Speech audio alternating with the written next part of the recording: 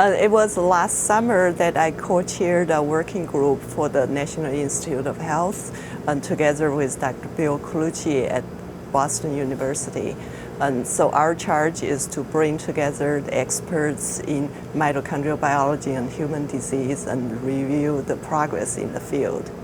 We all learned in school mitochondria is the powerhouse of the cell. It makes energy, so it will make cell function.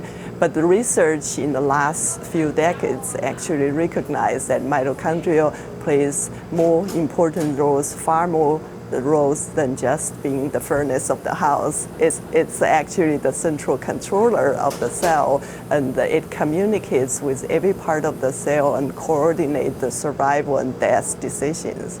And that's why mitochondria is now considered an important target for therapy. So mitochondrial dysfunction has been recognized for many diseases, such as neurodegenerative disease, such as Alzheimer's or cancer and diabetes, obesity.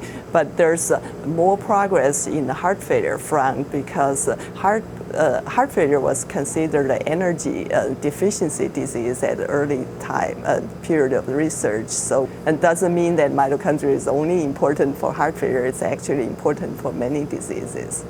So there's two forms of heart failure. One form is traditionally we looked a lot about it. It's called heart failure with reduced ejection fraction. That means the heart cannot pump anymore.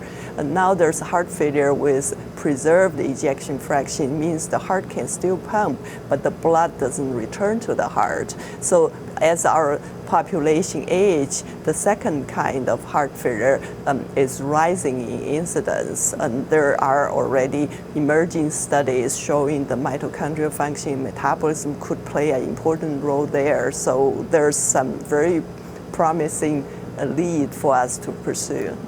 We have some beautiful studies, the community collectively, that showing that we could fix the mitochondria in a cell culture dish or in small animal models, but there has been no drug available on the market to treat human diseases, so that will be our focus for the next step. Mitochondria is in every human cell, except red blood cells, and it is critical for the cell to live, and it's most likely making trouble if you get sick. And so here is the target for us to shoot at. If we develop medicine that could keep mitochondria in check, that would be beneficial for everybody's health.